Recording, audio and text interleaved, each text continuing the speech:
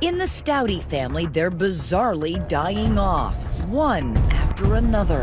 A husband dead of natural causes. There was no autopsy, no testing. He was cremated. His ashes were scattered at a lake. That was it. A son dead from seizures. And I'm like, oh my God, this mother must be devastated. She lost her husband, now she loses her son. A daughter hanging on to life in the ER with flu-like symptoms. It's bad. Okay. She was as close to death as you could get. And a mother and wife, a devout church organist, left to shoulder the burden. Either this is a terribly unlucky family or something fishy happened here. But just how fishy? That's what police want to find out in a stunning interrogation. Dear God. Tonight, piecing together the secrets in a highly unusual family, the Tell-All Diary. Their bedside reading, We had a book on poisonous plants. their garage, always prepared for an emergency, Who has antifreeze in the summertime? and a very strange way of expressing sympathy. I didn't want another one to die in the house. And why is that? Because houses are nasty after somebody's died in it. So who's left in the family, if they can survive long enough? Did you think somebody else was going to be next? Talking on camera for the first time, only to 2020, the daughter who did live to tell. I consider them as killers who hate me. What's wrong with these people? What were you thinking at that point? Oh God, another one. A family plot. Good evening, I'm David Muir. And I'm Elizabeth Vargas. Tonight we're taking you inside an investigation that 2020's been working on for more than 2 years, finally showing you what no one outside a closed courtroom has ever seen. And right here tonight, the clue in a secret diary that would tie everything together. An ominous line from a poem that said, "Only the quiet ones will be left." We'll be live tweeting throughout tonight's bizarre family plot, so weigh in as it unfolds. Here's Deborah Roberts. At the foothills of the Ozarks sits Branson, Missouri, the Las Vegas of the Midwest. Drive 45 miles north on Old Route 66 and you're in Springfield, a tranquil college town where the buckle of the Bible Belt meets beer joints. Here on Page Street, in a modest 900-square-foot home, Diane Stouty and husband Mark embody that unlikely mix of holy water and firewater.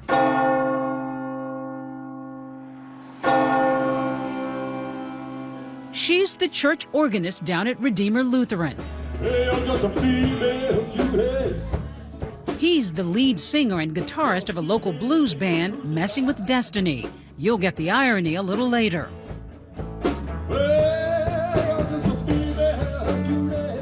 Together, the couple, former college sweethearts, are raising 4 kids in that small house. 6 people, 3 small bedrooms, 1 bath. Tight quarters for what looks like a tight family. Did you get any sense of what their relationship was like? As far as I knew, Mark's life was great. Charles Alexander is Mark's close buddy and the drummer in the band. He was always happy with the kids. He was always happy with his wife. He loved them. He loved his family. And it was just a great family. Well, things aren't great for everyone. See, Diane isn't just praying in church, she's paying the bills at home. Okay, Mark picks up an occasional shift bartending, but Diane, a nurse, is the breadwinner. She seemed to be stable, ended up supporting him. He was the house husband, staying at home with the children. And if Mark was a laid-back Mr. Mom, the actual mom of the house was civil, if a bit standoffish. Was Diane friendly, warm? You know, she was friendly to the point that I can tolerate you being in my driveway. As the years wear on, life just keeps heaping more weight on Diane's slight shoulders, supporting her family in that cramped house and coping with some heavy challenges. 4th grader Brianna has a learning disability. Sean has autism. And oldest daughter Sarah, a college grad, is still at home with no job and a mountain of student debt. But inside that Page Street pressure cooker, Diane's beloved child is blossoming. 22-year-old Rachel, a star student. This is the relationship that would forge the whole family's fate. She congratulated her every time Rachel had an accomplishment. When you look at it from the outside in, you think, that's a really close mother-daughter relationship, and isn't that great? Ron Davis with ABC affiliate KSPR TV took us to the Stouty home. And what was it about Rachel that drew her mom to her so intensely, do you think? By all indications, Rachel is an exceptional human being. Very smart, very talented, artistic. On Facebook, Diane raves about her beloved Rachel, her art, her academics. But nary a mention for her husband, Mark, who in April of 2012 is finally having his moment in the spotlight. We had a good band. We were literally taking off. He's flying high, messing with destiny is booking semi-regular gigs in Branson, joining the Aretha Franklin impersonators who get marquee billing. It's also Mark's birthday weekend. These are pictures from rehearsal that night, where Charles notices that Mark isn't quite himself. What did you think was going on with him? He was just so out of whack. And it wasn't like he was drunk or anything. He was just out of whack. He wasn't with us. Then the next day, more odd behavior. He just showed up at my door one day, Saturday. And I said, Mark. And he goes, I'm here to celebrate my birthday, Charles. Only one thing struck me so out of place. His skin color. What did it look like? Yellow. His skin was actually a yellowish color. So something was wrong with him. Something was wrong with him. He's right. On Easter Sunday, Diane comes back from church and finds her husband dead in bed. I was devastated. Did you have any inkling that anything was wrong? Did you get any clue that Mark's health might have been bad? No. Yet Diane tells authorities her husband's been sick and refused to see a doctor. There's a curious ring of blood around Mark's mouth, but it's not enough to alarm the medical examiner, who rules the death due to natural causes. It was a bit of a shock, but I thought, well, he doesn't really exercise, doesn't really cook, so probably not real healthy eating habits. There was no autopsy, there was no testing. He was cremated. His ashes were scattered at a lake. That was it. Diane organizes a memorial service at Redeemer Lutheran Church. It was sad. It was a sad event. The wife wanted us to do a song in his honor. So we played the song. Mark's favorite song, Darkest Hour. This is their audio recording from that day.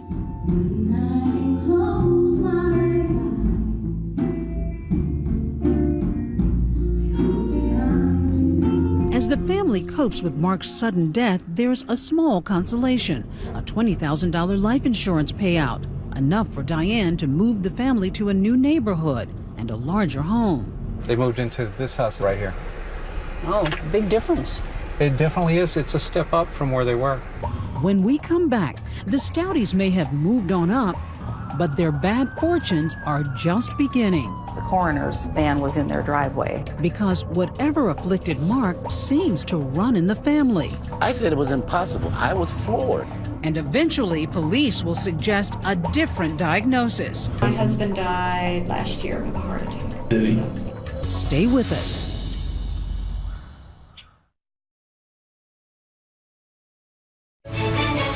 "2020 continues with a family plot.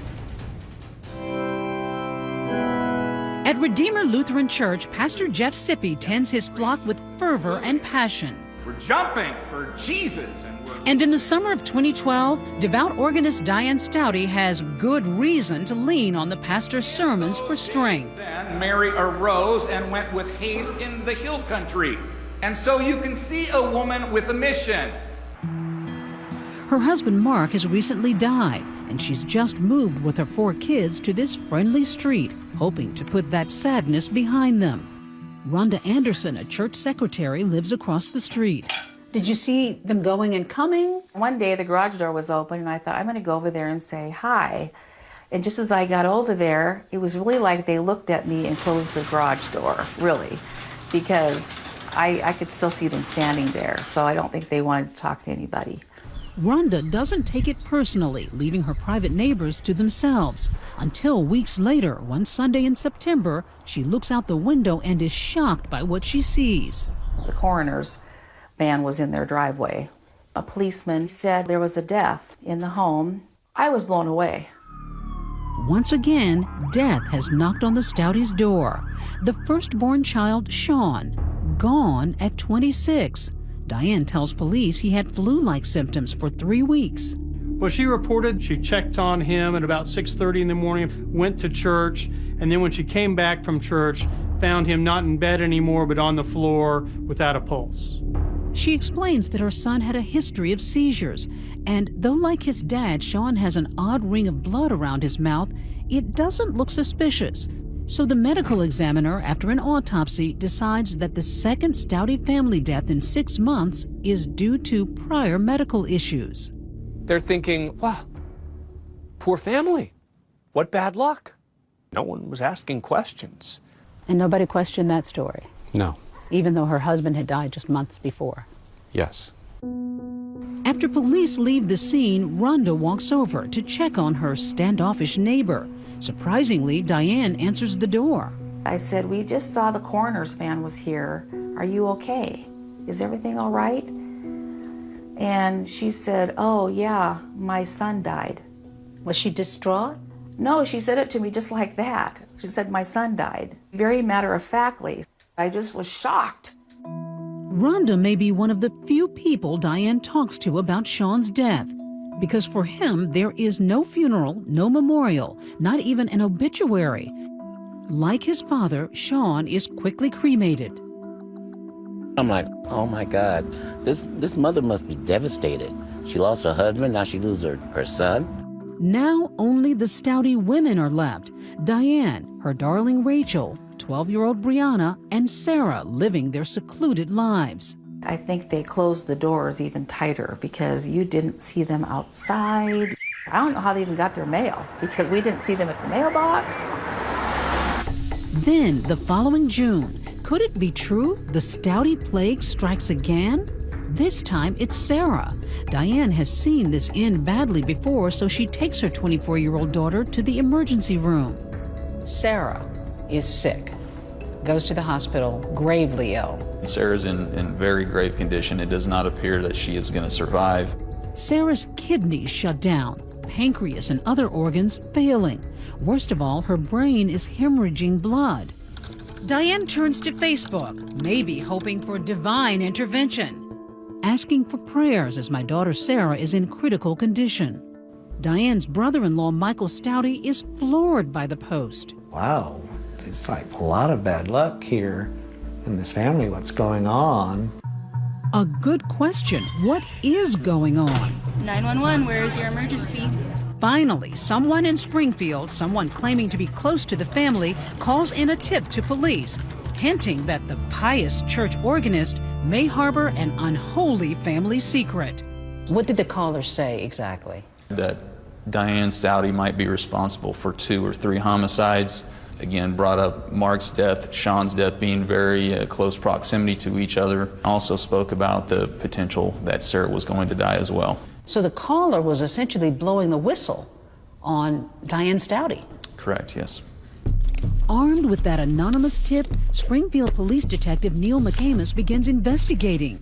He starts by pulling the reports on Mark and Sean's deaths. The uncanny similarities are stunning. Mark was experiencing flu-like symptoms for several days prior to his death. Same type of description with Sean. Now we have Sarah that's also in the hospital with flu-like symptoms. Police are now connecting the dots. Then Detective McAmis visits the hospital, where he gets more troubling news from Sarah's doctor. He had told me that they had performed several tests. They couldn't figure out what was going on, and he said that he was suspicious that it was a possible poisoning case. So your radar goes up? Definitely. Police figure it's about time Diane Stouty answers some questions. She voluntarily comes to the station, and in interview room number 3... Is it Stout? Stouty. One of the strangest police interviews we've ever broadcast begins. Diane discusses Sarah's critical condition. I'm looking at the lab reports and it's like, you can't be living. Her kidneys were shot. She had a brain bleed. Her pancreas was acting up. Well, it's bad. Okay. I mean, she was as close to death as you could get. Her affect may seem strange, but remember, this is a woman dealing with great stress, emotionally and financially, and her family's crumbling one by one. My husband died last year of a heart attack. He had a lot of medical issues. Did he? So, yeah. What kind of stuff did he have? Oh, he had liver problems. He was diabetic. He wouldn't quit smoking. Do you have a son as well? No, not anymore. He died. He stopped breathing during one of his seizures. I've just never heard of anybody dying from a seizure before. Is that pretty common? It can happen. And I'll be back here. The detective steps away, but when we come back, he does too, to turn up the heat on the Merry Widow. There's been some things that have come up during the investigation. It's time to learn what's really going on behind closed doors at the Stouty home. I'm horrible. I'm a horrible mother. Stay with us. 2020 continues with a family plot. Over the course of 14 months, the quiet, God-fearing Stouty family seems as cursed as an Old Testament transgressor. Member after member inexplicably struck down. Mark Stouty, who fronted a blues band, and 26-year-old son Sean, both suddenly dead. 24-year-old Sarah lying in the ICU. Her kidneys and brain failing. Now police want to know, is this a matter of bad luck or bad intentions? Which is why Diane Stouty, wife, mom, and church organist, is sitting in the interrogation hot seat. Don't know what I can tell you. With cameras rolling, Detective McAmis asks about her marriage. And for the first time, glimpses a reservoir of resentment. We were still married, but it was not what you call a good marriage. Have there been any infidelities on either side? He had. He was running around and he would drink and smoke pot and... So he wasn't a very good guy is what you're saying? Yeah. Even with all his faults, I still loved him. In this police interrogation video, Diane reveals cracks in the foundation of the Stouty home. Was there ever any physical abuse towards you? No. Nothing like that? I mean, I didn't think it was that bad. But my kids would probably say otherwise. Mm-hmm. I wasn't happy. Okay. Now watch as he deploys a classic interrogation technique, shifting from inquisitor to sympathizer. I'm a believer myself, so I understand where you're coming from on that. He tells Diane sometimes even the righteous reach a breaking point. So what happened with Sarah? As far as did I do something to her, I didn't do anything to her. I mean, I guess I could have taken her to the ER sooner, but I didn't know. A major reveal. Diane may have delayed taking her daughter to the hospital. And that was just kind of where her story started to crumble. But I'm horrible. I'm a horrible mother. Then a suggestion that Sean may have been suicidal. But again, she admits she did nothing to help. He'd been threatening to kill himself. And I didn't want to bother because I was tired of it. I'm such a crummy person. Now is your chance to tell us why and to show some remorse and ask for forgiveness. Then she drops a bomb. Put it really short and sweet. I knew they were drinking antifreeze. Drinking antifreeze? And I was so mad at them, I didn't want to take them in. You knew, Diane, that they were drinking antifreeze because you were giving it to them. And I didn't know what else to do. I really didn't. And there it is. After 2 hours in the box, Diane Stouty quietly confessing to poisoning her own children with antifreeze. This is a woman who's admitting that she killed her son and tried to kill her own daughter. What are you making of this? I was just totally astonished, to be honest. I couldn't believe what I was hearing. There were times I didn't know what to say or how to react. How long had you been giving them the antifreeze? Maybe a couple of days. And what were you putting it in? Coca-Cola. How much would you put in? A couple of teaspoons, maybe. But why antifreeze? She explains that it's easy to get and easy to disguise. The main ingredient, ethylene glycol, a colorless, odorless, sweet-tasting, and deadly chemical. Killing someone with antifreeze is a classic way to try to mask what you're doing. It takes time, it's relatively flavorless, and there are no immediate signs after death unless you're looking for them. Now it's all pouring out, a full-blown confession. Diane admitting she poisoned her husband Mark the exact same way, spiking his Gatorade with antifreeze. Apparently, she'd had it with a husband she considered an abusive deadbeat. By then, I hated his guts. He would throw things at me. He would throw things at the kids. And I guess I just had enough. Killing her husband's awful enough, but a mother poisoning her own children? This mom's motive is downright chilling. Both Sean and Sarah would just basically, I don't know, trash the house and never helped support or even contribute.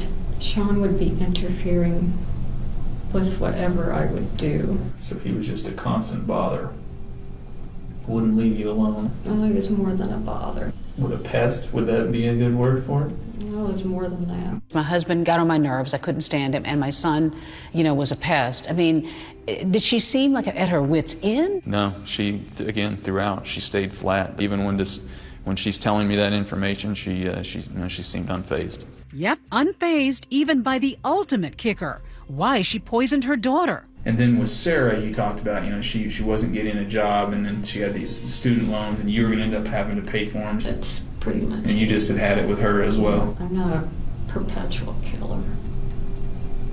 I'm just stupid. I regret doing it. I really do. I've screwed up everybody. I've screwed up my whole family. But it's too late. Here come the steel bracelets. Right now, you're going to be under arrest. Case closed? Not by a long shot. See, police are about to search the Stouty home and will find a purple diary with some very purple prose. This was a key piece of evidence. It will prove that Diane had a partner and eyes on another target in these horror movie homicides. Next.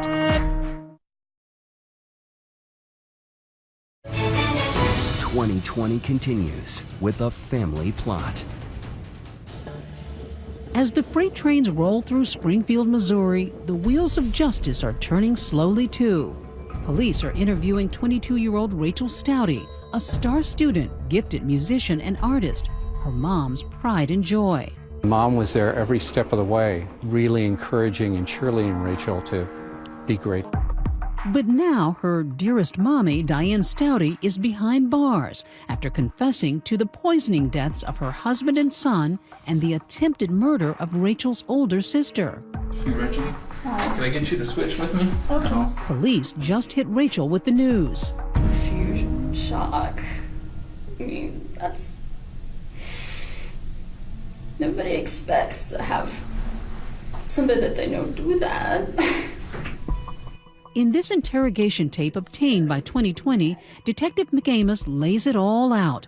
Demure Diane has delicately engineered a ruthless culling of her own herd.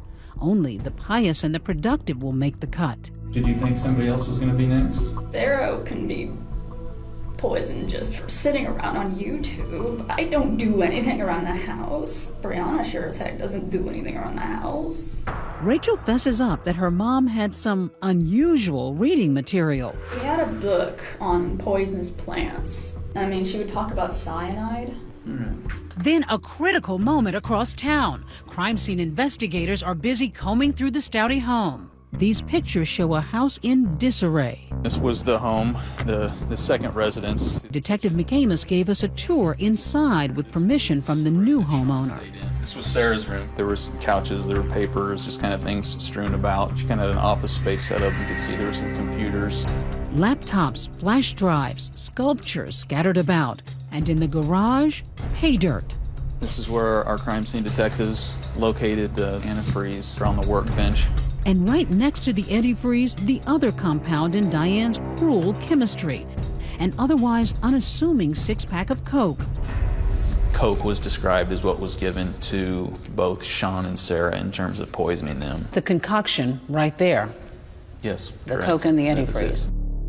In the bedroom, a curious detective makes that dynamite discovery. This is Rachel's purple diary, haphazardly thrown on a shelf. Its contents a trove of sinister secrets. It appeared to be a journal entry written by Rachel, knowing that Mark and Sean were getting ready to be killed. So at first you're thinking this is a mother, an evil mother, who's tried to wipe out her family. And now you discover her daughter might be involved, helping her? Yes. That journal entry dated June 13th, 2011, nearly a year before Mark died. It reads, "It's sad when I realize how my father will pass on in the next 2 months.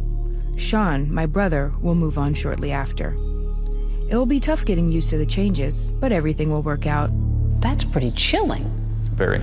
She's writing in a journal about killing her father and her brother. It was extremely alarming. I'm gonna have you wait here for just a second. Back at the station, Detective McAmis leaves the room and gets briefed on that explosive diary. He returns in a different mood. Rachel, do you recognize this? Yeah, I remember this. This is Missouri, and now it's time to show me. You wrote this then, is what you're telling me? Okay. I'd had a lot of really bad dreams about them dying. I talked to Mom about it, and she mentioned she was thinking of hurting them. Rachel's bad dream just beginning. McAmis isn't buying her story or her tears. What did you tell your mother? That it would be quick, that it'd be easy. Rachel reveals the awful truth. Mother's favorite was also Mother's little helper. When did you guys come up with this plan? I mean, we talked about it like Christmas. She's sitting right here. She's starting to tell you the whole thing, and she basically owns up to it. To hear the daughter and the admissions that she's making and that this was a plan, and I was totally shocked, totally stunned by everything that had taken place. It was just a completely surreal feeling. The mother-daughter duo carefully plan and research all options. Suffocation, pills, Googling how to kill your husband. The devout Christians even explored witchcraft. Like on my computer specifically, there's a lot of Wicca sites. Before settling on antifreeze. Because in general, you could put it in something and you couldn't taste it. What else did she tell you? She wanted a specific tasteless one. Rachel, whose idea was this? Mom brought it up, and we discussed. Mom recruiting daughter to help her systematically kill her husband, her son, and then poison her daughter? It's almost unheard of. It was supposed to be just Dad, but pretty soon Diane turned her attention to Sean, the son she thought was irritating. Listen to how little it took to end up on her hit list. Sean, we argued on a lot because I still think we could have put him in like a assisted living, but she wanted him out. What did you say when she talked about killing Sarah? Sarah was equally unneeded. We could have found someplace else for her. She was very adamant on that Sarah was just a burden, that Sarah needed to be taken care of. Rachel, too, now under arrest, charged with murdering her father and brother. Her sister Sarah still fighting for her life. When Rachel was arrested, there was a big clue found in her That's purse. right. Her purse was searched, incident to arrest, and there was a note. With her sister Sarah hospitalized, the star student Rachel had authored a poem worthy of Edgar Allan Poe. Once upon a time, there were 6. Now, there are 3. Only the quiet ones will be left. My mom, my little sister, and me. Wow. That's pretty cold stuff. This is a very cold and depraved murder. The Springfield poisoning case. 2 people dead, 2 in jail, 1 in the hospital. The family was poisoned with antifreeze. The next day, the tale hits the news like a twister. While down at the county courthouse, a rare sight. A mother and daughter, both arraigned for murder. No way, this cannot be true. Not right here in our little neighborhood. But no one is more surprised than Mark's old bandmate, Charles Alexander. I was floored. And when I heard that he was poisoned, Then I just cried. I collapsed. I said, I can't believe this woman did this. Looking back, he begins recalling little quirks about his friend's wife. I was never really allowed in the house for some strange reason. It was always at the garage. And it was so strange. I seen antifreeze bottles sitting in the garage, and I'm thinking, who has antifreeze in the summertime? Strangest of all, Diane's blasé manner after Mark died. I went to her house and asked her what happened. And she proceeded to tell me like she was giving me a recipe to a cake. No emotions, no nothing. Just matter of fact. It was just like, oh, he died and you had 2 eggs. Also shocked, Diane's fellow church members at Redeemer Lutheran. Well, maybe except for one. Remember that anonymous 911 caller who first tipped off police? Do you ever find out who blew the whistle on her? We were able to determine that the anonymous caller was actually the pastor at Diane's church. The pastor turned her in. Yes. Pastor Jeff Sippy. If you are not praying for your children, if you are not deeply invested in them, I'm going to tell you this, no one else is either. The leader of the flock compelled by his own conscience to root out the wolf among them. He declined our requests for an interview. So he knew that something was evil here. I think he definitely had his suspicions. Diane's demeanor after the deaths, he told me he couldn't take those feelings, that he had to call it in. When we come back, 2 Stouties in jail awaiting trial, 2 Stouties dead, and a third in ICU. But this one regains consciousness and lives to tell. Did she suspect that her soda was spiked? She was trying to kill you? She tells her story only to 2020 next.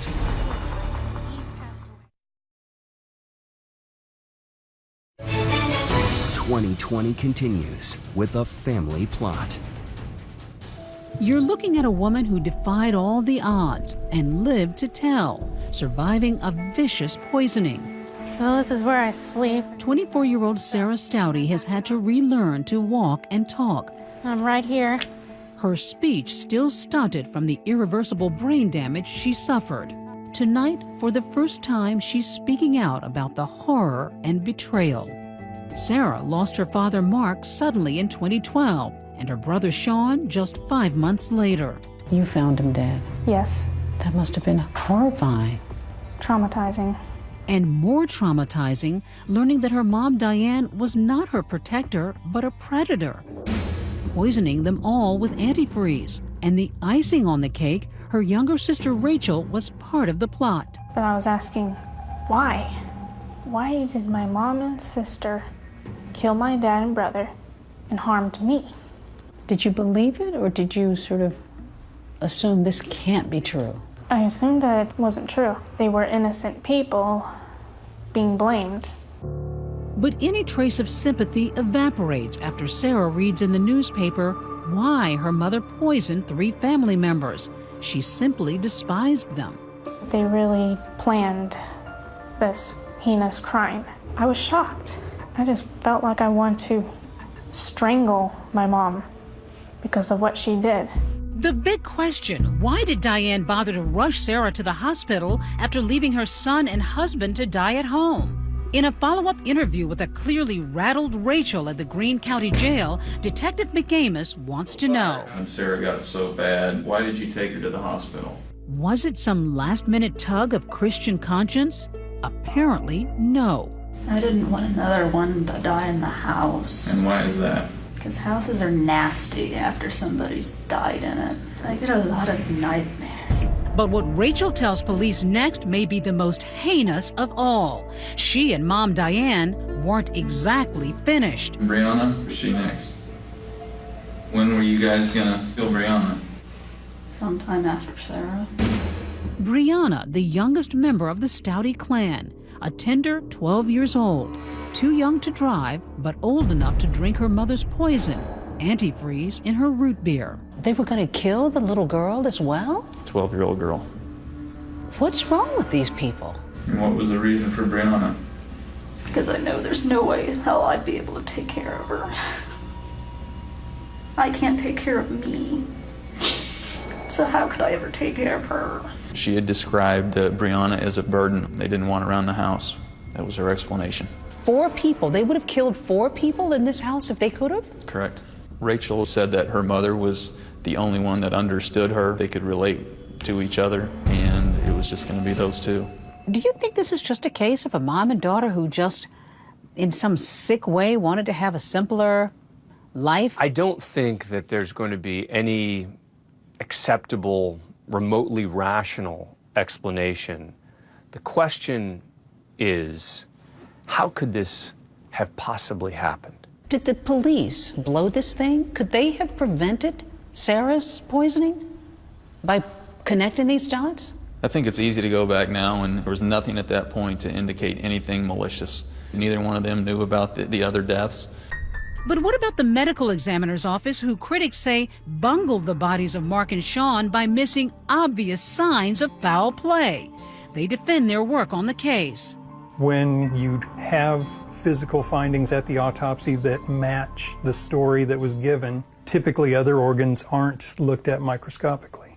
Saying antifreeze is difficult to detect unless you're looking for it. Later tests did confirm that Sean's body had the presence of that killer chemical, ethylene glycol, found in antifreeze. That news came a bit late for Sarah. Still, she's learned to accept her new reality, living in an assisted care facility, more alone than ever. Do you still consider them family? Not anymore. I consider them as killers who hate me. You're angry. I just felt like I want to slap both of them and calling them B words. Their family plot uncovered, perhaps it's no surprise that mother-daughter murderers would eventually turn on each other. And sure enough, Rachel made a last-ditch effort to save herself with a plea deal. Reaction to a guilty plea from Rachel Stouty, the Springfield woman charged with poisoning 3 of her family members. Throwing her mom under the bus. That's crucial. The fact that her daughter has pled guilty, seems ready to testify, could in and of itself be enough to convict her and potentially send her to death row. When we come back, Diane Stouty in court. And for the first time, the daughter she poisoned coming face to face with her sister and mommy dearest. And what would you say to Rachel and to your mom? Stay with us.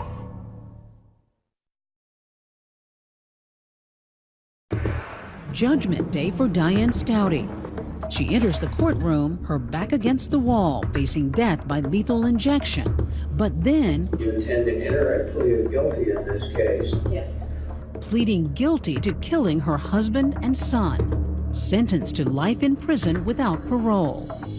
Also in court, in the front row, the daughter she tried to kill, 24-year-old Sarah, facing her mom who poisoned her with antifreeze. I'd prefer to be a survivor than a victim. She not only took away my dad and brother, but she took away my independence. Callous to the end, Diane never bothering to look at her damaged daughter. Yet weeks later, when it's Rachel's turn to be sentenced, she dissolves into tears, reading a statement to her sister. I'm sorry that I couldn't find the courage to stand up for what was right. Your suffering could have been prevented. And I hate myself for not being there for you. And yet, for all the pain and loss, today Sarah says she harbors no ill will. I forgive my mom. How do you find it in yourself to forgive her?